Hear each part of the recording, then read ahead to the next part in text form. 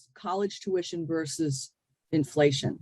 Now, inflation's getting a lot of press right now because it's real. We're actually experiencing it.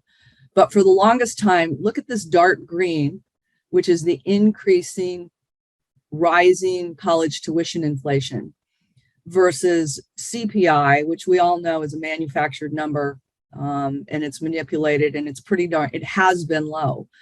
You look at college tuition and fees surging 10.3% back in 2003, 2004, compared to less than 3% on the CPI. So good 3 times more. Then you go to 2008, you had inflation falling in the great financial crisis, and still college tuition and fees were up 6.4%. The reality is the pandemic revealed a lot of concern regarding the value proposition of college. And so it was the first time that we've seen almost no increase. So most parents who have been busy going to soccer games and music concerts and taking kids to the orthodontist, they're not paying attention to this stuff. They don't understand how much more expensive it is than when they went to school. So we have to give them context.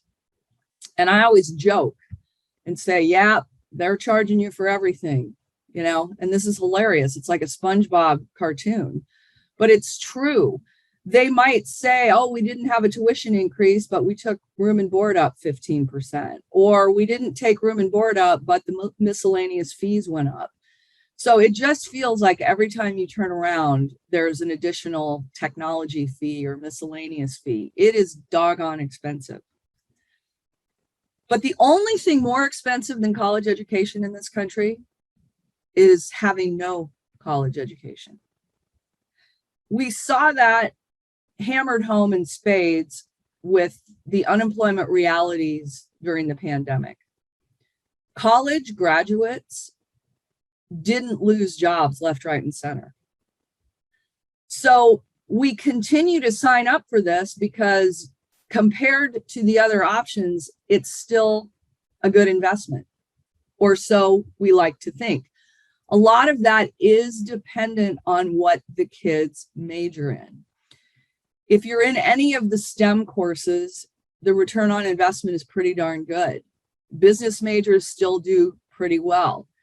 But there are also some majors that at the end of the day, depending on the way they structure it, they may never dig out of the hole that they've created for themselves. A lot of that tends to be the arts, education.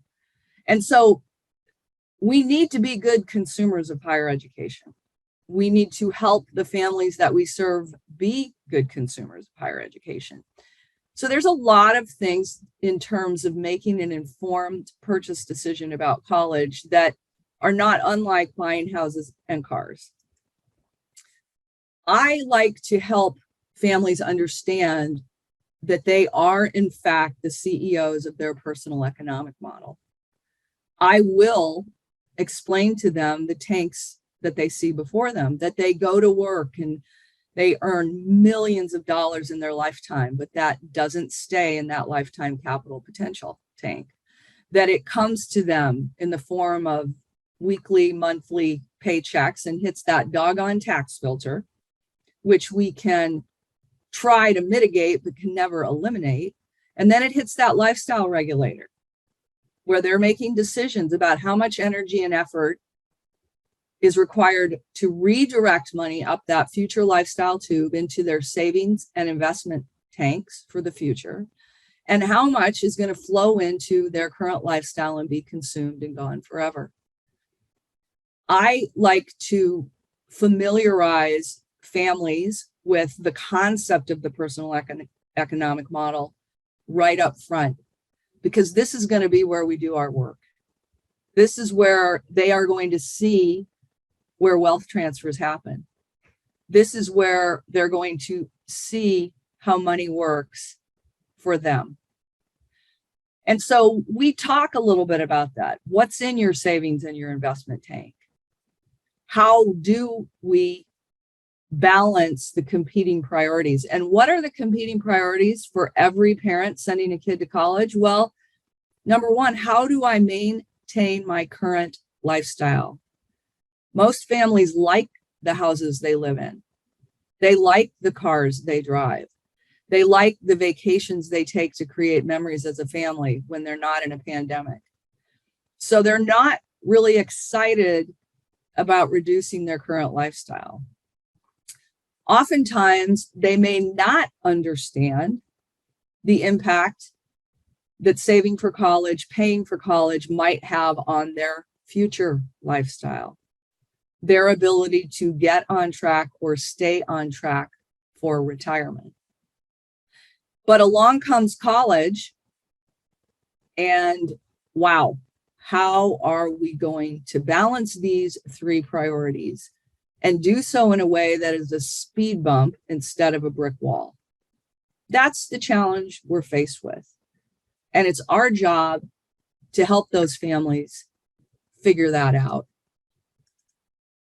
Oftentimes, they want to take from their savings and investment tanks. Maybe they view the 529 as an investment for college, which it is not.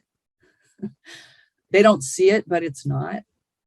And they don't understand the cost to them when they're in their mid-70s to using the conventional approach to financing a college education.